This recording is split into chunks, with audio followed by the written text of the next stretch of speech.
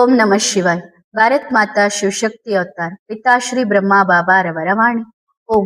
ಪಿತಾಶ್ರೀ ಶಿವ ತಂದೆಯ ನೆನಪಿದೆಯೇ? ಮುರುಳಿಯ ದಿನಾಂಕ 10/8/2026. ಪ್ರಾತಃ class revise course 20/6/2020. ಓಂ ನಮಃ ಶಿವಾಯ. ನಿಶ್ಚಿಂತ ಮಕ್ಕಳೇ, ಎಲ್ಲಾ ಚಿಂತೆಯನ್ನು ತಂದೆಗೆ ಒಪ್ಪಿಸಿಬಿಡಿ ಮತ್ತು ನೀವು ಸಂಪೂರ್ಣವಾಗಿ ನಿಶ್ಚಿಂತ ಚಕ್ರವರ್ತಿಯಾಗಿರಿ. ಕುಟುಂಬದ ಭಾರವನ್ನು ಇಟ್ಟುಕೊಳ್ಳಬೇಡಿ, ಏಕೆಂದರೆ ಭಾರವನ್ನು ಹೊತ್ತು ಮೇಲೆ ಹಾರಲು ಸಾಧ್ಯವಿಲ್ಲ. ಆದ್ದರಿಂದ ಸಣ್ಣ ಫರಿಸ್ತಾ ಆಗಿ ಅಷ್ಟೇ ಮೇಲೆ ಹಾರುತ್ತಾ ಇರಿ. ಓಂ ನಮಃ ಶಿವಾಯ. ಎಲ್ಲಾ ಮಕ್ಕಳು ಆರಾಮಾಗಿದ್ದೀರಾ? ಖುಷಿಯಾಗಿದ್ದೀರಾ? ವಾ ಹೇಳಿ. ನನ್ನ ಬಾಬಾ ಮಧುರ ಬಾಬಾ. ನೋಡಿ, ಡ್ರಾಮಾ ಎಷ್ಟು ಅಕ್ಯುರೇಟ್ ಆಗಿದೆ ಎಂದು ಬಾಬಾ ಹೇಳುತ್ತಾರೆ ಮತ್ತು ಸಮಯವೂ ನಿಖರವಾಗಿದೆ.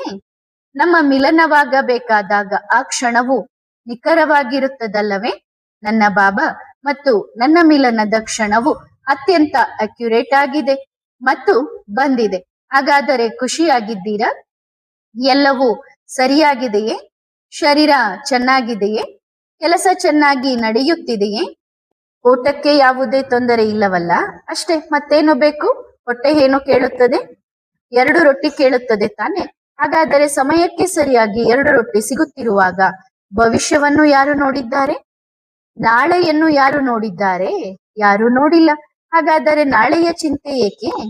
ಇಂದು ನನಗೆ ಸಿಕ್ಕಿದೆ ಅಂದ ಮೇಲೆ ನಾಳೆಯ ಚಿಂತೆ ಯಾರು ಮಾಡುತ್ತಾರೆ? ನನ್ನ ಬಾಬಾ ಒಬ್ಬ ಸಣ್ಣ ಮಗುವಿನಂತೆ.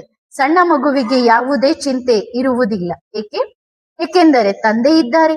ಶಾಲೆಯ ಹಣವನ್ನು ತಂದೆ ಕೊಡುತ್ತಾರೆ, ತಿನ್ನಲು ತಂದೆ ಕೊಡುತ್ತಾರೆ, ಉಡಲು ತಂದೆ ಕೊಡುತ್ತಾರೆ. ಹಾಗಾದರೆ ಮಗುವಿಗೆ ಏನು ಟೆನ್ಷನ್ ಇರುತ್ತದೆ? ಇರುವುದಿಲ್ಲ ತಾನೆ? ನಿಶ್ಚಿಂತನಾಗಿರುತ್ತಾನೆ. ಮಗುವಿಗೆ ನಾಳೆ ಏನು ತಿನ್ನಬೇಕು ಎನ್ನುವುದು ಕೂಡ ತಿಳಿದಿರುವುದಿಲ್ಲ. ಹಾಗೆಯೇ ನೀವು ಕೂಡ ಇಷ್ಟು ಪುಟ್ಟ ಮಕ್ಕಳಾಗಿ ಬಿಡಿ, ತಂದೆಯಾಗಬೇಡಿ. ಪುಟ್ಟ ಮಕ್ಕಳಾಗಿ ನಾಳೆ ನನಗೆ ಊಟ ಸಿಗುತ್ತದೋ ಇಲ್ಲವೋ ಎಂಬ ಚಿಂತೆ ಮಕ್ಕಳಿಗೆ ಇರುವುದಿಲ್ಲ. ಅವನಿಗೆ ತನ್ನ ತಂದೆಯ ಮೇಲೆ ವಿಶ್ವಾಸವಿರುತ್ತದೆ. ನನ್ನ ತಂದೆ ತಾನು ಊಟ ಮಾಡಲಿ ಬಿಡಲಿ, ನನಗೆ ಮಾತ್ರ ಅವಶ್ಯವಾಗಿ ಊಟ ಮಾಡಿಸುತ್ತಾರೆ ಎಂದು. ಹಾಗಾದರೆ ಇಷ್ಟು ನಿಶ್ಚಿಂತರಾಗಿದ್ದೀರಾ? ಹೌದು, ನಿಶ್ಚಿಂತ ಚಕ್ರವರ್ತಿಯಾಗಿ ಬಿಡಿ. ಪುಟ್ಟ ಮಕ್ಕಳು ಸಣ್ಣ ಫರಿಸ್ತಾ ಆಗಿಬಿಡಿ. ಫರಿಸ್ತಾಗೆ ಯಾವುದೇ ಚಿಂತೆ ಇಲ್ಲ. ಫರಿಸ್ತಾ ಎಂದಾದರೂ ಭಾರವನ್ನು ಹೊತ್ತು ಹಾರುವುದನ್ನು ನೋಡಿದ್ದೀರಾ? ಇಲ್ಲ. ಭಾರವಿದ್ದರೆ ಹಾರುವುದು ಹೇಗೆ? ಮೇಲೆ ಹಾರಲು ಸಾಧ್ಯವಿಲ್ಲ. ಆದ್ದರಿಂದ ಯಾವುದೇ ರೀತಿಯ ಭಾರವನ್ನು ಇಟ್ಟುಕೊಳ್ಳಬೇಡಿ. ಕುಟುಂಬದ ಭಾರವಾಗಲಿ ಅಥವಾ ಮಗುವಿನ ಭಾರವಾಗಲಿ, ಆ ಮಗು ಕೂಡ ಯಾರದ್ದು?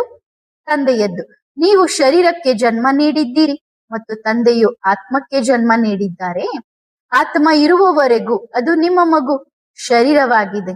ಆತ್ಮ ಹೊರಟು ಹೋದರೆ ಯಾರದ್ದು ಹೇಳಿ? ಹಾಗಾದರೆ ಈ ಎಲ್ಲ ಆಟ ಯಾರದ್ದು? ನಿಮಗೂ ತಂದೆ. ಆ ತಂದೆ ನಿಮ್ಮ ಮಗುವಿಗೂ ತಂದೆ. ಅವರೇ ತಂದೆ. ನಿಮ್ಮ ಲೌಕಿಕ ತಂದೆಗೂ ತಂದೆಯೇ ಬಾಬಾ ಆಗಿದ್ದಾರೆ. ಆದರೆ ಎಲ್ಲರ ತಂದೆ ಒಬ್ಬರೇ, ನನ್ನ ಬಾಬಾ. ಪ್ರತಿದಿನ ಮುರುಳಿ ಕೇಳಿ, ಒಂದು ದಿನವೂ ತಪ್ಪಿಸಬೇಡಿ.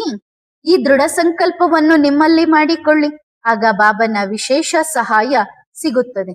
ನಿಶ್ಚಿಂತರಾಗಿ ಬಿಡಿ. ನೀವು ಎಲ್ಲಿಗೆ ಹೋಗುತ್ತಿದ್ದೀರಾ? ತಂದೆ ಎಲ್ಲಿಗೆ ಹೋಗುತ್ತಾರೋ ಅಲ್ಲಿಗೆ ಮಕ್ಕಳು ಹೋಗುತ್ತಾರೆ. ಮಕ್ಕಳು ಎಲ್ಲಿಗೆ ಹೋಗುತ್ತಾರೋ ಅಲ್ಲಿಗೆ ತಂದೆ ಹೋಗುತ್ತಾರೆ. ಹಾಗಾದರೆ ಏನು ಮಾಡಬೇಕು? ತಂದೆಯ ಜೊತೆ ಇರಬೇಕು ತಾನೆ? ಹಾಗಾದರೆ ಜೊತೆಯಲ್ಲೇ ಇರಿ. ಬಾಬನ ವಾಗ್ದಾನವಿದೆ, ಜೊತೆಯಲ್ಲಿ ಇರುತ್ತೇವೆ ಮತ್ತು ಜೊತೆಯಲ್ಲಿ ನಡೆಯುತ್ತೇವೆ. ಹಾಗಾದರೆ ಜೊತೆಯಲ್ಲಿ ನಡೆಯುತ್ತೀರಾ? ಬಾಬಾ ನೀವು ಮುಂದೆ ನಡೆಯಿರಿ, ನಾನು ಸ್ವಲ್ಪ ಕೆಲಸ ಮುಗಿಸಿ ಬರುತ್ತೇನೆ ಎಂದು ಹೇಳುವುದಿಲ್ಲ ತಾನೆ? ಹಾಗೆ ಮಾಡಬೇಡಿ. ಗಾಡಿ ಹೊರಟು ಹೋಗುತ್ತದೆ, ನಂತರ ಬೇರೆ ಯಾವುದೇ ಗಾಡಿ ಇಲ್ಲ. ಬಾಬಾ ನೀವು ಎಲ್ಲಿಗೆ ಕರೆದೊಯ್ಯಬೇಕು ಅಲ್ಲಿಗೆ ಕರೆದುಕೊಂಡು ಹೋಗಿರಿ. ಅಷ್ಟೇ. ನಾನು ನಿಶ್ಚಿಂತನಾಗಿದ್ದೇನೆ. ನೀವು ಯಾವ ದೋಣಿಯಲ್ಲಿ ಕೂರಿಸುತ್ತೀರೋ ಆ ದೋಣಿಯ ನಾವಿಕ ನೀವೇ ಆಗಿರುತ್ತೀರಿ ಮತ್ತು ಮುಳುಗುವ ಭಯವೂ ನಮಗಿಲ್ಲ. ಏಕೆಂದರೆ ದೋಣಿ ನಿಮ್ಮದು, ನಾವು ನಿಮ್ಮವರು ಮತ್ತು ನಾವಿಕನೂ ನೀವೇ ಅಂದ ಮೇಲೆ ಮುಳುಗುವ ಭಯ ಯಾರಿಗಿದೆ? ಭಯವಿದೆಯೇ? ನೀವು ಯಾರವರು? ತಂದೆಯ ಕಡೆಯವರು, ತಂದೆಯ ಮಕ್ಕಳು. ದೋಣಿ ಯಾರದ್ದು ಮತ್ತು ದೋಣಿಯನ್ನು ನಡೆಸುವವರು ಯಾರು? ಮುಳುಗಿದರೆ ಯಾರು ಮುಳುಗುತ್ತಾರೆ? ಯೋಚಿಸಿ. ಮಕ್ಕಳೇ, ಇಷ್ಟು ನಿಶ್ಚಿಂತರಾಗಿ ಬಿಡಿ. ಏಕೆಂದರೆ ಬರುವ ಸಮಯವು ಬಹಳ ಭಯಾನಕವಾಗಿದೆ. ಈಗ ಬಣ್ಣಗಳ ಹೋಳಿ ಆಡುತ್ತೀರಿ, ಹೂವುಗಳ ಹೋಳಿ ಆಡುತ್ತೀರಿ. ಬರುವ ಸಮಯದಲ್ಲಿ ರಕ್ತದ ಹೋಳಿ ನಡೆಯಲಿದೆ. ಆ ಸಮಯವು ಬಹಳ ಹತ್ತಿರದಲ್ಲಿದೆ. ಮತ್ತು ಈಗ ತಂದೆ ಕುಳಿತಿದ್ದಾರೆ. ಇಲ್ಲಿ ಕುಳಿತಿರುವವರು ಕೆಲವು ಮಂದಿ. ಮತ್ತು ಎಲ್ಲೆಲ್ಲೋ ಯಾವುದೋ ಮೂಲೆಯಲ್ಲಿ ಕುಳಿತು ತಂದೆಯನ್ನು ಬಹಳ ಪ್ರೀತಿಯಿಂದ ನೆನಪು ಮಾಡುತ್ತಿದ್ದೀರಾ, ಅಳುತ್ತಿದ್ದೀರಾ. ಸಮಯಕ್ಕೆ ಅನುಗುಣವಾಗಿ ತಂದೆಯು ಎಲ್ಲಾ ಮಕ್ಕಳನ್ನು ಕರೆದುಕೊಳ್ಳುತ್ತಾರೆ.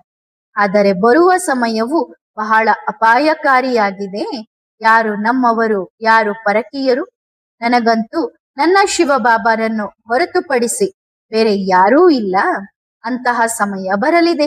ಸಮಯ ಬಹಳ ಕೆಟ್ಟು ಹೋಗಿದೆ. ಸ್ಥಿತಿ ಕೆಟ್ಟು ಹೋಗಿದೆ. ಎಷ್ಟೇ ತಡೆಯಲು ಪ್ರಯತ್ನಿಸಿದರೂ ಅದು ನಿಲ್ಲುವುದಿಲ್ಲ. ಏಕೆಂದರೆ ಪ್ರತಿಯೊಬ್ಬರ ಮನಸ್ಸಿನಲ್ಲಿ ಬೆಂಕಿ ತುಂಬಿಕೊಂಡಿದೆ ಮತ್ತು ಅದು ಎಲ್ಲೋ ಒಂದು ಕಡೆ ಸ್ಫೋಟಗೊಳ್ಳಲೇಬೇಕು. ಹಾಗಾದರೇನು ಮಾಡಬೇಕು? ಕೇವಲ ಒಂದೇ ಆಧಾರವಿದೆ. ಮಕ್ಕಳೇ, ನೀವು ಅದೃಷ್ಟವಂತರು. ನಿಮಗೆ ಒಬ್ಬ ತಂದೆಯ ಆಧಾರವಿದೆ. ಆ ಮಕ್ಕಳನ್ನು ನೋಡಿ. ಯಾರಿಗೆ ಯಾರ ಆಧಾರವೂ ಇಲ್ಲವೋ ಅವರಿಗೆ ತಂದೆಯ ಬಗ್ಗೆ ಗೊತ್ತೇ ಇಲ್ಲ. ಅವರಿಗೆ ಭಗವಂತನ ಬಗ್ಗೆಯೂ ಗೊತ್ತಿಲ್ಲ. ಅವರಿಗೆ ಯಾರ ಆಧಾರವಿದೆ? ಯಾರಾದರೂ ಇದ್ದಾರೆಯೇ? ಮತ್ತು ಮಕ್ಕಳೇ, ನೀವು ಖುಷಿಯಿಂದ ಕುಣಿಯಿರಿ. ಯಾರು ಸಿಕ್ಕಿದ್ದಾರೆ? ನನ್ನ ಬಾಬಾ. ಇಡೀ ಸಂಸಾರವನ್ನು ಸೃಷ್ಟಿಸಿದವರು, ಇಡೀ ಸೃಷ್ಟಿಯನ್ನು ರಚಿಸಿದವರು ಬಾಬಾ. ನಮ್ಮನ್ನು ಈ ಸೃಷ್ಟಿಯಲ್ಲಿ ಬೆಕ್ಕಿನ ಮರಿಗಳಂತೆ ಇಟ್ಟಿದ್ದಾರೆ. ಹೇಳಿದ್ದೀರಲ್ಲವೇ? ಬೆಕ್ಕಿನ ಮರಿಗಳು ಬಟ್ಟಿಯಲ್ಲಿ ಬಿದ್ದಿದ್ದವು. ನಂತರ ಏನಾಯಿತು? ಬಲೆ ಎಲ್ಲಾ ಇಟ್ಟಂಗಿಗಳು ಬೆಂದವು, ಆವಿಗೆ ಸುಟ್ಟು ಹೋಯಿತು. ಆದರೆ ಬೆಕ್ಕಿನ ಮರಿಗಳು ಸುಡಲಿಲ್ಲ. ಅವರಿಗೆ ಊಟ ಕೊಟ್ಟವರು ಯಾರು? ಆ ಬೆಕ್ಕಿನ ಮರಿಗಳಿಗೆ ನೀರು ಕುಡಿಸಿದರು ಯಾರು? ಅಷ್ಟು ಅಗ್ನಿಯಲ್ಲಿ ಅವರ ಒಂದು ಕೂದಲು ಕೂಡ ಸುಡಲಿಲ್ಲ. ಸಂಪೂರ್ಣ ಬಟ್ಟಿಯೇ ಸುಟ್ಟು ಹೋಯಿತು. 4 ಕಡೆ ಬೆಂಕಿ ಹತ್ತಿಕೊಂಡಿತು. ಆದರೆ ಆ ಮಕ್ಕಳು ಆಟವಾಡುತ್ತಾ ಹೊರಬಂದರು. ಇದು ಪ್ರಪಂಚದ ಕಥೆಯಾಗಿರಬಹುದು, ಆದರೆ ಪ್ರಾಯೋಗಿಕ ಕಥೆಯಾಗಿದೆ. ಇದು ಕೇವಲ ಕೇಳಿದ ಕಥೆಯಲ್ಲ, ಆದರೆ ಈ ಕತೆ ನಿಮ್ಮ ಮೇಲೆ ಅನ್ವಯವಾಗುತ್ತದೆ. ಏಕೆಂದರೆ ಯಾರು ತಂದೆಯ ಛತ್ರಛಾಯೆಯ ಕೆಳಗೆ ಇರುತ್ತಾರೋ ಅವರು ಸುರಕ್ಷಿತವಾಗಿರುತ್ತಾರೆ. ಭಕ್ತಿ ಮಾರ್ಗದಲ್ಲಿ ತೋರಿಸುತ್ತಾರಲ್ಲವೇ? ಶ್ರೀಕೃಷ್ಣನು ಗೋವರ್ಧನ ಪರ್ವತವನ್ನು ಎತ್ತಿದನು ಎಂದು. ಮತ್ತು ಆ ಪರ್ವತದ ಕೆಳಗೆ ಯಾರಿದ್ದಾರೋ ಅವರೆಲ್ಲರೂ ಸುರಕ್ಷಿತವಾಗಿದ್ದರು. ಮತ್ತು ಯಾರು ಹೊರಗಿದ್ದಾರೋ ತಮ್ಮ ಅಹಂಕಾರದಲ್ಲಿ ನಮಗೆ ಏನೂ ಆಗುವುದಿಲ್ಲ, ನಾವು ಸಮರ್ಥರಾಗಿದ್ದೇವೆ, ನಮ್ಮನ್ನು ಯಾರು ಏನೂ ಮಾಡಲಾರರು ಎಂದುಕೊಂಡಿದ್ದಾರೋ ಅವರೆಲ್ಲರೂ ಬೆಂಕಿ ಕಡ್ಡಿಯ ಪೆಟ್ಟಿಗೆಯಂತೆ ಕೊಚ್ಚಿ ಹೋದರು. ಹಾಗಾದರೆ ಈಗ ಏನು ಮಾಡಬೇಕು? ಈ ಛತ್ರಛಾಯೆಯೇ ಗೋವರ್ಧನ ಪರ್ವತ. ಮತ್ತು ಈ ಪರ್ವತವನ್ನು ಎತ್ತಿದವರು ಯಾರು? ಬಾಬಾ. ಮತ್ತು ಈ ಪರ್ವತದ ಕೆಳಗೆ ಯಾರು ಬರುತ್ತಾರೋ ಅವರು ಶರಣಾಗುತ್ತಾರೆ. ಅವರು ಛತ್ರಛಾಯೆಗೆ ಬರುತ್ತಾರೆ. ಮತ್ತು ಅಂತಹ ಪ್ರತಿಯೊಬ್ಬ ಮಗುವಿನ ತಲೆಯ ಮೇಲೆ ತಂದೆಯ ಹಸ್ತವಿರುತ್ತದೆ. ಆಗ ಯಾರು ಅವರನ್ನು ಏನೂ ಮಾಡಲಾರರು. ಎಲ್ಲಾ ಖಜಾನೆಗಳಿಗೂ ಒಂದೇ ಕೀಲಿ, ನನ್ನ ಬಾಬಾ. ಯಾವಾಗ ಖಜಾನೆಯನ್ನು ತೆರೆಯಬೇಕು ಆಗ ಬಾಬಾ ಬಹಳ ಹೃದಯಪೂರ್ವಕವಾಗಿ ಕೂಗಿ, ನನ್ನ ಬಾಬಾ, ನನ್ನ ಜೊತೆಗಾರ, ಬನ್ನಿರಿ, ಈ ಖಜಾನೆಯ ಬೀಗವನ್ನು ತೆರೆಯಿರಿ. ಪ್ರತಿಯೊಂದು ಖಜಾನೆಯು ಮಕ್ಕಳ ಬಳಿ ಇದೆ. ನೋಡಿ, ನಿಮ್ಮಲ್ಲೇ ಹುಡುಕಿ, ನಿಮ್ಮ ಮನಸ್ಸಿನ ಗೋಡಾಮಿನಲ್ಲಿ ಹುಡುಕಿ. ಏನೇನಿದೆ ಅಲ್ಲಿ? ತುಂಬಿರುವ ಕಸವನ್ನು, ತಪ್ಪು ವಿಷಯಗಳನ್ನು ಹೊರಗೆ ಎಸೆದು ಬಿಡಿ. ಮತ್ತು ತಂದೆಯು ನೀಡಿರುವ ಖಜಾನೆಗಳು ಪ್ರೇಮ, ಆನಂದ, ಸುಖ, ಶಾಂತಿ, ಪವಿತ್ರತೆ. ಈ ಎಲ್ಲಾ ಖಜಾನೆಗಳನ್ನು ಒಟ್ಟುಗೂಡಿಸಿ ಒಳಗಿಟ್ಟುಕೊಳ್ಳಿ. ಕಸವನ್ನು ಇಟ್ಟುಕೊಳ್ಳಬೇಕೆ? ಮನೆಯಲ್ಲೂ ಏನು ಮಾಡುತ್ತೀರಿ? ಪ್ರತಿ ವರ್ಷ ಸ್ವಚ್ಛತೆ ಮಾಡುತ್ತೀರಿ ತಾನೆ? ಹಾಳಾದ ಸಾಮಾನುಗಳನ್ನು ಏನು ಮಾಡುತ್ತೀರಿ? ಹೊರಗೆ ಎಸೆಯುತ್ತೀರಿ. ಶರೀರದ ಸ್ವಚ್ಛತೆಯನ್ನು ಪ್ರತಿದಿನ ಮಾಡುತ್ತೀರಿ. ಆದರೆ ಮನಸ್ಸಿನ ಸ್ವಚ್ಛತೆಯನ್ನು ಎಷ್ಟು ದಿನಕ್ಕೊಮ್ಮೆ ಮಾಡುತ್ತೀರಿ ಎಂದು ಎಂದಾದರೂ ಯೋಚಿಸಿದ್ದೀರಾ? ಮನಸ್ಸಿಗೆ ಎಷ್ಟು ಬಾರಿ ಒರೆಸುತ್ತೀರಿ? ಮನಸ್ಸಿನ ಕಸವನ್ನು ಎಷ್ಟು ಬಾರಿ ಗೂಡಿಸುತ್ತೀರಿ ಎಂದಾದರೂ ಯೋಚಿಸಿದ್ದೀರಾ? ಮನಸ್ಸು ಸ್ವಚ್ಛವಾಗಿದ್ದರೆ ಎಲ್ಲವೂ ಸ್ವಚ್ಛವಾಗಿ ಕಾಣಿಸುತ್ತದೆ. ಒಂದು ಕನ್ನಡಿ ಇದ್ದಂತೆ.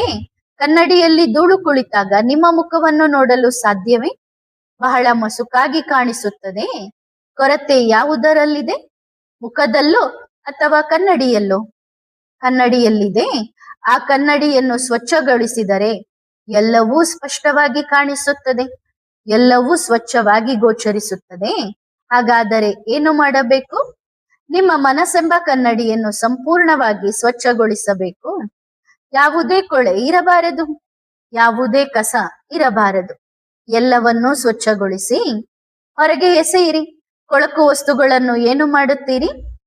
ಕಸವಿದ್ದರೆ ಏನು ಮಾಡುತ್ತೀರಿ? ಭಂಡಾರದಲ್ಲಿ ಇಡುತ್ತೀರಾ? ಅಂದ್ರೆ ನಿಮ್ಮ ಅಡಿಗೆ ಮನೆಯಲ್ಲಿ ಇಡುತ್ತೀರಾ, ಅಥವಾ ಒಳಗಿನ ಕೋಣೆಯಲ್ಲಿ ಇಡುತ್ತೀರಾ? ಎಲ್ಲಿ ಇಡುತ್ತೀರಿ ಕಸವನ್ನು? ಹೊರಗೆ ಎಸೆಯುತ್ತೀರಿ ತಾನೆ? ಚೆನ್ನಾಗಿ ಸ್ವಚ್ಛಗೊಳಿಸಿ. ಬಹಳ ಮಜಾ ಬರುತ್ತದೆ, ಬಹಳ ಖುಷಿ ಸಿಗುತ್ತದೆ. ಡಾನ್ಸ್ ಮಾಡುತ್ತೀರಿ. ಯಾರಾದರೂ ವರ್ಷಕ್ಕೊಮ್ಮೆ ಸ್ನಾನ ಮಾಡಿದರೆ ಅವರಿಗೆ ಆ ದಿನ ಹೇಗನಿಸಬಹುದು? ಯೋಚಿಸಿ ನೋಡಿ. ನೀವು ಮಕ್ಕಳು ಕೂಡ 2-4 ದಿನಗಳ ನಂತರ ಅಥವಾ 1 ತಿಂಗಳು 2 ತಿಂಗಳ ನಂತರ ಸ್ನಾನ ಮಾಡಿದರೆ ಹೇಗನಿಸುತ್ತದೆ ಎಂದು ಯೋಚಿಸಿ ನೋಡಿ. ಎಷ್ಟು ಹಗುರವೆನಿಸುತ್ತದೆ. ಹಾಗಾದರೆ ಮಕ್ಕಳೇ, ಮನಸ್ಸಿನ ಸ್ವಚ್ಛತೆಯನ್ನು ಎಷ್ಟು ವರ್ಷಗಳಿಂದ ಮಾಡಿಲ್ಲ ಎಂದು ಯೋಚಿಸಿ. 63 ಜನ್ಮಗಳಾದವು.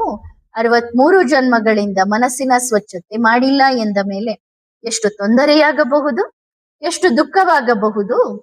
ಈಗ ತಂದೆ ಸಿಕ್ಕಿದ್ದಾರೆ, ಪದೇ ಪದೇ ಹೇಳುತ್ತಾರೆ, ಮಕ್ಕಳೇ ಸ್ವಚ್ಛತೆ ಮಾಡಿ, ಸ್ವಚ್ಛತೆ ಮಾಡಿ ಎಂದು. ತಂದೆಯಂತೂ ಮಾಡುವುದಿಲ್ಲ ತಾನೆ? ಕೊಳಕು ಮಾಡಿದ್ದು ನೀವು, ಕಸ ಹಾಕಿದ್ದು ನೀವು. ಅಂದ ಮೇಲೆ ತಂದೆ ಏಕೆ ಮಾಡಬೇಕು? ನಮ್ಮ ಮನ್ಸಿನ ಕಸನ್ ಬಾಬಾ ಸ್ವಚ್ಛ ಮಾಡ್ತಾರೆ ಅಂತಂದ್ರೆ ಬಾಬಾ ಕೇಳುತ್ತಾರೆ, ಬಾಬಾ ಯಾಕೆ ಮಾಡ್ಬೇಕು? ಹೌದು, ಬಾಬಾ ಹೇಳಿ ಕೊಡುತ್ತಾರೆ, ಈ ಬಟ್ಟೆ ತೆಗೆದುಕೊಳ್ಳಿ, ಇದರಿಂದ ಹೀಗೆ ಸ್ವಚ್ಛಗೊಳಿಸಿ ಎಂದು. ಹಾಗಾದರೆ ಇಂತಹ ಹುಡುಗಾಟಿಕೆಯಲ್ಲೇ ಇರುತ್ತೀರಾ? ಪರವಾಗಿಲ್ಲ ಬಾಬಾ, ಆಮೇಲೆ ಮಾಡೋಣ, ನಾಳೆ ನಿಮ್ಮನ್ನು ನೆನಪು ಮಾಡೋಣ, ನಾಳೆ ಮುರುಳಿ ಓದೋಣ, ಇವತ್ತು ಕ್ಷಮಿಸಿ ಬಿಡಿ ಎಂದು ಈ ರೀತಿ ಹೇಳುತ್ತೀರಾ? ಇದು ಆಲಸ್ಯ, ಹುಡುಗಾಟಿಕೆ. ಇವುಗಳನ್ನು ಕೊನೆಗಾಣಿಸಬೇಕು. ಪ್ರತಿದಿನ ಮುರುಳಿ ಓದಬೇಕು ಮತ್ತು ಪ್ರತಿದಿನ 2 ಪಾಯಿಂಟ್ಗಳನ್ನು ಧಾರಣೆ ಮಾಡಿಕೊಳ್ಳಬೇಕು. ಪ್ರತಿದಿನದ ಮುರುಳಿಯಿಂದ ಕೇವಲ 2 ಪಾಯಿಂಟ್ಸ್, ಹೆಚ್ಚೇನು ಕೇಳುತ್ತಿಲ್ಲ. ಮತ್ತು ಪ್ರತಿದಿನ ಓಂಕಾರ ಮಾಡಬೇಕು. ಮಾಡುತ್ತಿಲ್ಲವಲ್ಲ? ಇವತ್ತಿನಿಂದಲೇ ಶುರು ಮಾಡಿ. ಮನೆಯಲ್ಲಿ ಯಾರಿದ್ದಾರೋ ಅವರೆಲ್ಲರಿಗೂ ಓಂಕಾರವನ್ನು ಮಾಡಿಸಿ. ಆಗ ಯಾವುದೇ ಕಾಯಿಲೆ ಇರುವುದಿಲ್ಲ. ಮನಸ್ಸಿನ ಎಲ್ಲಾ ಕಾಯಿಲೆಗಳು ಮುಗಿಯುತ್ತವೆ. ಮನಸ್ಸು ಆರೋಗ್ಯವಾಗಿದ್ದರೆ ಶರೀರ ಕೂಡ ಆರೋಗ್ಯವಾಗಿರುತ್ತದೆ. ಮನಸ್ಸು ಅನಾರೋಗ್ಯವಾಗಿದ್ದರೆ, ಕಾಯಿಲೆಯಿಂದ ಇದ್ದರೆ ಶರೀರವು ಅನಾರೋಗ್ಯವಾಗುತ್ತದೆ, ಅಸ್ವಸ್ಥವಾಗುತ್ತದೆ. ಆದ್ದರಿಂದ ಮೊದಲು ಮನಸ್ಸನ್ನು ಸ್ವಚ್ಛಗೊಳಿಸಿ. ಯಾವ ಮಗುವು ಬಾಬಾ ನನ್ನನ್ನು ನೆನಪು ಮಾಡುತ್ತಾರೋ ಇಲ್ಲವೋ ಎಂದು ಯೋಚಿಸಬಾರದು. ಕೆಲವು ಮಕ್ಕಳಲ್ಲಿ ಸಂಕಲ್ಪಗಳು ಓಡುತ್ತವೆ, ಬಾಬಾ ಈಗ ಏನಾಗುತ್ತದೆ ಎಂದು. ಬಾಬಾ ಅವರಿಗೆ ಹೇಳುತ್ತಾರೆ, ಡ್ರಾಮಾದಲ್ಲಿ ಏನಿದೆಯೋ ಅದೇ ಆಗುತ್ತದೆ ಎಂದು. ಈ ವಿಷಯದ ಬಗ್ಗೆ ಅಪ್ಪಿತಪ್ಪಿಯೂ ಯೋಚಿಸಬೇಡಿ. ಈಗ ಏನಾಗುತ್ತದೆ ಎಂದು. ಈಗ ಗಾಡಿ ಹೊರಟಿದೆ, ಸತ್ಸಂಗದಲ್ಲಿ ಸ್ಟೇಷನ್ ಇದೆ, ಮತ್ತು ಈ ಮಧ್ಯೆ ಯಾರು ಬರುತ್ತಾರೋ, ಯಾರು ಹೋಗುತ್ತಾರೋ, ಯಾರು ಹತ್ತುತ್ತಾರೋ, ಯಾರು ಅಳುತ್ತಾರೆ, ಯಾರು ನಗುತ್ತಾರೆ. ಅಳುವುದೂ ಇರುತ್ತದೆ, ನಗುವುದೂ ಇರುತ್ತದೆ, ಎಲ್ಲವೂ ನಡೆಯುತ್ತದೆ. ವಿಶೇಷ ಗಮನ. ನಿಮ್ಮನ್ನು ನೀವು ಸ್ವಮಾನದ ಸೀಟಿನಲ್ಲಿ ಸ್ಥಿರವಾಗಿ ಕೂರಿಸಿಕೊಳ್ಳಿ. ಎಂತಹ ದೃಢತೆಯ ಬೆಲ್ಟ್ ಧರಿಸಿಕೊಳ್ಳಿ ಎಂದರೆ, ಯಾರಾದರೂ ನಿಮಗೆ ಸುಳ್ಳು ಹೇಳಿ ಇಲ್ಲಿ ಇಳಿಯಿರಿ ಎಂದರೂ ಇಳಿಯಬಾರದು. ಇಲ್ಲ, ಎಲ್ಲಿಯವರೆಗೆ ನನ್ನ ಬಾಬಾ ಹೇಳುವುದಿಲ್ಲವೋ ಅಲ್ಲಿಯವರೆಗೆ ಈ ದೃಢತೆಯ ಬೆಲ್ಟ್ ಬಿಚ್ಚುವುದಿಲ್ಲ. ಮತ್ತು ಈ ಸ್ವಮಾನದ ಸೀಟಿನಲ್ಲಿ ನಾವು ಕುಳಿತಿರುತ್ತೇವೆ, ಅಭಿಮಾನದ ಸೀಟಿನಲ್ಲ. ಅಭಿಮಾನದ ಸೀಟಿನಲ್ಲಿ ಕುಳಿತರೆ ಯಾರಾದರೂ ಅರೆ ಬೇಗ ಬನ್ನಿ, ನಿಮ್ಮ ಸ್ಟೇಷನ್ ಬಂತು ಎಂದರೆ ಅಭಿಮಾನವಿರುವವನು ತಕ್ಷಣ ಎದ್ದು ನಿಲ್ಲುತ್ತಾನೆ. ಒಳ್ಳೆಯದು, ಸ್ಟೇಷನ್ ಬಂತೆ ಎಂದು ಪದೇ ಪದೇ ಇಣುಕಿ ನೋಡುತ್ತಾನೆ, ಎಲ್ಲಿ ಬಂತು, ಎಲ್ಲಿಗೆ ಬಂತು ಎಂದು. ಆದರೆ ಯಾರು ಸ್ವಾಭಿಮಾನಿಯಾಗಿರುತ್ತಾರೋ, ಸ್ವಮಾನದಲ್ಲಿರುತ್ತಾರೋ ಅವರು ಎಲ್ಲಿಯವರೆಗೆ ಒಳಗಿನ ಧ್ವನಿಯನ್ನು ಕೇಳುವುದಿಲ್ಲವೋ, ಎಲ್ಲಿಯವರೆಗೆ ತಂದೆಯ ಸನ್ನೆಯನ್ನು ಅರ್ಥ ಮಾಡಿಕೊಳ್ಳುವುದಿಲ್ಲವೋ ಅಲ್ಲಿಯವರೆಗೆ ಅವರು ತಮ್ಮ ಸ್ವಮಾನವೆಂಬ ಸೀಟನ್ನು ಬಿಡಲು ಸಾಧ್ಯವಿಲ್ಲ. ಸರಿ ತಾನೆ? ಕುಳಿತಿರಿ. ದೃಢತೆಯ ಬೆಲ್ಟ್ ನಾನು ಮತ್ತು ನನ್ನ ಬಾಬಾ. ಸ್ವಮಾನದ ಸೀಟು ನಾನು ಮಾಸ್ಟರ್, ಸರ್ವಶಕ್ತಿವಂತನಾಗಿದ್ದೇನೆ. ಆ ನನ್ನ ಬಾಬಾ ಇಡೀ ವಿಶ್ವವನ್ನು ರಚಿಸಿದವರು. ಎಂದಾದರೂ ಯೋಚಿಸಿದ್ದೀರಾ? ಇಷ್ಟು ಸುಂದರವಾದ ಪ್ರಪಂಚವನ್ನು ಹೇಗೆ ನಿರ್ಮಿಸಿರಬಹುದು? ಇಷ್ಟು ದೊಡ್ಡ ದೊಡ್ಡ ವೃಕ್ಷಗಳನ್ನು ಬೆಳೆಸಿದರು. ಮೊದಲು ನಿಮ್ಮ ಮುಖವನ್ನು ನೋಡಿ, ಎಲ್ಲರೂ ನೋಡಿ. ಎಲ್ಲರ ಮುಖವೂ ಬೇರೆ ಬೇರೆಯಾಗಿದೆ, ಬೇರೆ ಬೇರೆಯಲ್ಲವೇ? ಸ್ವಲ್ಪ ಮಟ್ಟಿಗೆ ಯಾವಾಗಲಾದರೂ ಯಾರದ್ದೂ ಮುಖ ಹೋಲಬಹುದು. ಕಣ್ಣು, ಮೂಗು, ಕಿವಿಗಳನ್ನು ನೋಡಿ ಎಷ್ಟು ನಿಖರವಾದ ಸ್ಥಳದಲ್ಲಿ ಇಟ್ಟಿದ್ದಾರೆ.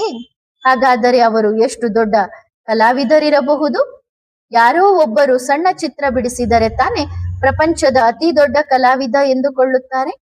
ಅವರು ಮರೆತು ಬಿಡುತ್ತಾರೆ ನೀವು ಕೇವಲ ನಕಲು ಮಾಡಿದ್ದೀರಿ, ನಕಲು ಮಾಡಿ ಬಿಡಿಸಿದ್ದೀರಿ ಎಂದು. ತಮ್ಮನ್ನು ತಾವು ಚಿತ್ರಕಾರರೆಂದು ತಿಳಿದುಕೊಳ್ಳುತ್ತಾರೆ. ನಿಜವಾದ ಚಿತ್ರಕಾರ ಯಾರು?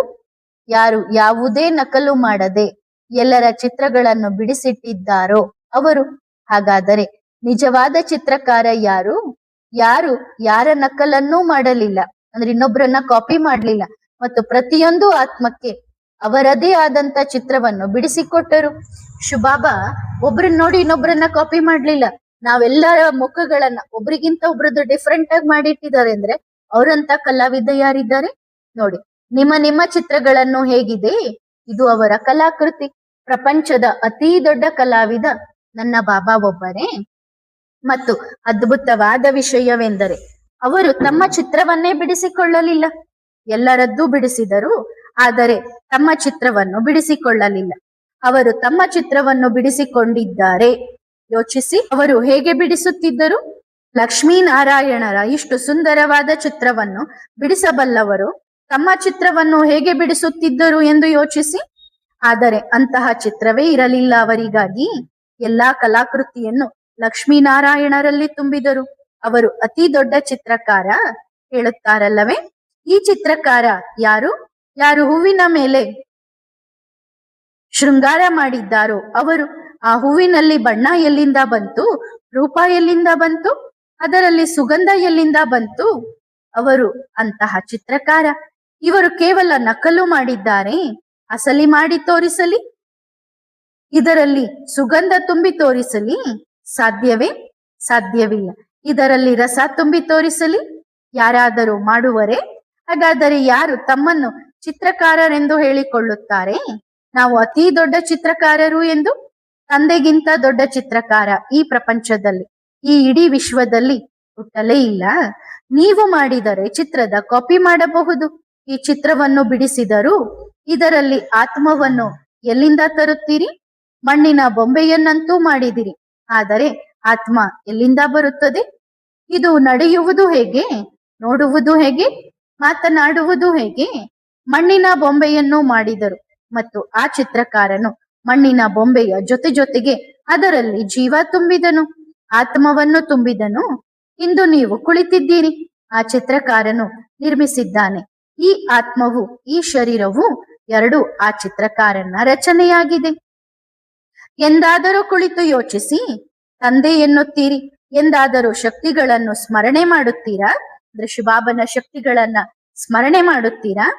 ನನ್ನ ತಂದೆ ಯಾರು ಎಂದು ಎಂದಾದರೂ ಯೋಚಿಸುತ್ತೀರಾ? ನನ್ನ ತಂದೆಯ ಬಳಿ ಏನೇನಿದೆ ಮತ್ತು ಅವರಲ್ಲಿ ಎಷ್ಟು ಶಕ್ತಿಗಳಿವೆ? ಕೆಲವು ಮಕ್ಕಳು ತಮ್ಮ ಲೌಕಿಕದಲ್ಲೇ ಸಿಲುಕಿಕೊಂಡಿದ್ದಾರೆ. ಕೆಲವು ಮಕ್ಕಳು 2-4 ಜನ ಮಕ್ಕಳಲ್ಲೇ ಸಿಲುಕಿಕೊಂಡಿದ್ದಾರೆ. ನಾವು ಇಷ್ಟು ಜನರಿಗೆ ಜ್ಞಾನ ತಿಳಿಸಿದ್ದೇವೆ, ನಾವು ಇಷ್ಟು ಜನರ ಕಲ್ಯಾಣ ಮಾಡಿದ್ದೇವೆ ಎಂದು. ಕೆಲವರು ಹೇಳುತ್ತಾರೆ ನಾವು ತಂದೆಯನ್ನು ಪ್ರತ್ಯಕ್ಷ ಮಾಡುತ್ತೇವೆ ಎಂದು. ನಾವು ಎಂದಿಗೂ ಹಾಗೆ ಹೇಳುವುದಿಲ್ಲ, ಏಕೆಂದರೆ ನಮ್ಮಲ್ಲಿ ತಂದೆಯನ್ನು ಪ್ರತ್ಯಕ್ಷ ಮಾಡುವಷ್ಟು ಶಕ್ತಿ ಇಲ್ಲ. ಇಲ್ಲ, ಆ ತಂದೆಯೇ ನಮ್ಮನ್ನು ಪ್ರತ್ಯಕ್ಷ ಮಾಡುತ್ತಿದ್ದಾರೆ, ನಮ್ಮನ್ನು ವಜ್ರವನ್ನಾಗಿ ಮಾಡಿ ತೋರಿಸುತ್ತಿದ್ದಾರೆ. ಇಡೀ ವಿಶ್ವದ ದೃಷ್ಟಿ ನಮ್ಮಂತಹ ವಜ್ರಗಳ ಮೇಲಿದೆ. ಹಾಗಾದರೆ ಈಗ ಹೇಳಿ, ಯಾರು ಯಾರನ್ನು ಪ್ರತ್ಯಕ್ಷ ಮಾಡುತ್ತಿದ್ದಾರೆ? ಇದು ಮಕ್ಕಳ ನಶೆಯನ್ನು ಹೆಚ್ಚಿಸಲು ತಂದೆ ಹೇಳುತ್ತಾರೆ, ಮಕ್ಕಳೇ ತಂದೆಯನ್ನು ಪ್ರತ್ಯಕ್ಷ ಮಾಡಿ ಎಂದು. ಮಕ್ಕಳಲ್ಲಿ ಅಭಿಮಾನವಿದೆಯೇ ಅಥವಾ ಸ್ವಾಭಿಮಾನವಿದೆಯೇ ಎಂದು ನೋಡುತ್ತಾರೆ. ಬಹುತೇಕರಿಗೆ ಅಭಿಮಾನ ಬರುತ್ತದೆ. ತಂದೆ ಸ್ವಯಂ ಯಾರು? ಬಿಂದು, ಝೀರೋ. ನಮ್ಮನ್ನು ಏನು ಮಾಡುತ್ತಾರೆ? ಹೀರೋ. ಅದಕ್ಕೆ ಹೇಳುತ್ತಾರಲ್ಲವೇ, ಝೀರೋ ಜೊತೆಗಿದ್ದರೆ ಹೀರೋ ಆಗುತ್ತೀರಿ ಎಂದು. ಹಾಗಾದರೆ ಈಗ ಏನಾಗುತ್ತಿದ್ದೀರಿ? ಹೀರೋ ಆಗಿದ್ದೀರಾ ಅಥವಾ ಆಗುತ್ತಿದ್ದೀರಾ? ಆಗುತ್ತಿದ್ದೇವೆ. ಹೀರೋ ಆಗಬೇಕೆಂದರೆ ಝೀರೋಗೆ ಅಂಟಿಕೊಳ್ಳಬೇಕು. ನೋಡಿ, 0 ಮತ್ತು 1 ಇವೆರಡೂ ಸೇರಿದಾಗ ಬೆಲೆ ಹೆಚ್ಚಾಗುತ್ತದೆ. 1ರ ಹಿಂದೆ ಇಷ್ಟು ಝೀರೋಗಳನ್ನು ಹಾಕಿದರೆ ಏನಾಗುತ್ತದೆ? ಮತ್ತು 1ಅನ್ನು ತೆಗೆದುಹಾಕಿ ಎಷ್ಟು ಝೀರೋಗಳನ್ನು ಹಾಕಿದರೂ ಎಲ್ಲವೂ 0 ಹಾಗೆಯೇ ಉಳಿಯುತ್ತದೆ. ಮತ್ತು ಯಾವಾಗ ಒಂದು ಬಂದು ಆ ಝೀರೋಗಳ ಜೊತೆ ನಿಲ್ಲುತ್ತದೆಯೋ ಆಗ ಆ ಎಲ್ಲಾ ಝೀರೋಗಳು ಹೀರೋ ಆಗುತ್ತವೆ. ಇದು ಒಂದರ ಕಮಾಲ್. ನನ್ನ ಬಾಬಾ ಒಬ್ಬ ನನ್ನ ಬಾಬಾ ಎಲ್ಲಾ ಝೀರೋಗಳ ಮುಂದೆ ನಿಲ್ಲಿಸಿದರೆ ಎಲ್ಲಾ ಝೀರೋಗಳು ಹೀರೋ ಆಗುತ್ತವೆ ಮತ್ತು ಒಂದನ್ನು ತೆಗೆದು ಹಾಕಿದರೆ ಎಲ್ಲಾ ಝೀರೋಗಳು ಝೀರೋ ಆಗಿಯೇ ಉಳಿಯುತ್ತವೆ. ಆದ್ದರಿಂದ ಒಂದನ್ನು ಇಟ್ಟುಕೊಳ್ಳಬೇಕು. ನನ್ನ ಬಾಬಾ ಒಬ್ಬರೇ ಮತ್ತು ಈಗ ನಾವೆಲ್ಲರೂ ಝೀರೋ. ನಮ್ಮ ಮುಂದೆ ಯಾರು ನಿಂತಿದ್ದಾರೆ? ನನ್ನ ಬಾಬಾ ಒಬ್ಬರೇ. ಹಾಗಾದರೆ ಈಗ ನಮ್ಮ ಬೆಲೆ ಹೀರೋ ಆಯಿತು. ಎಲ್ಲರೂ ಹೀರೋ ಆಗಿ ಬಿಟ್ಟರು. ಒಳ್ಳೆಯದು. ನಡೆಯಿರಿ ಮಕ್ಕಳೇ, ಮಕ್ಕಳಿಗಾಗಿ ಟೋಲಿ ತನ್ನಿರಿ, ಸರಿತಾನೆ? ವಾ, ಒಳ್ಳೆಯದು. ಎಲ್ಲಾ ಮಕ್ಕಳಿಗೆ ಅವರ ಹೆಸರಿನ ಸಹಿತವಾಗಿ ಬಾಪ್ ದಾದಾರವರ ಇಂದು ಬಾಬಾ ಏನು ಹೇಳಿದರು? ಆಧಾರ ಮೂರ್ತಿ, ಉದ್ಧಾರ ಮೂರ್ತಿ ಮಕ್ಕಳಿಗೆ ತಮ್ಮ ಪ್ರೀತಿಯ ಬಾಪ್ ದಾದಾರವರ ಕಡೆಯಿಂದ ನಿಮ್ಮ ಹೆಸರಿನ ಸಹಿತವಾಗಿ ನೆನಪು ಪ್ರೀತಿಗಳು. ಒಬ್ಬೊಬ್ಬರ ಹೆಸರು ಹೇಳಲು ಕುಳಿತರೆ ಈ ಇಡೀ ಸಂಗಮ ಯುಗವು ಹೆಸರು ಹೇಳುವುದರಲ್ಲೇ ಕಳೆದು ಹೋಗುತ್ತದೆ. ಎಲ್ಲಾ ಮಕ್ಕಳು ತಮ್ಮ ತಮ್ಮ ಹೆಸರನ್ನು ತೆಗೆದುಕೊಳ್ಳಿ ಮತ್ತು ಒಂದರ ಜೊತೆಗಿರಿ, ಸರಿತಾನೆ? ವಾ, ಹೇಗನಿಸಿತು?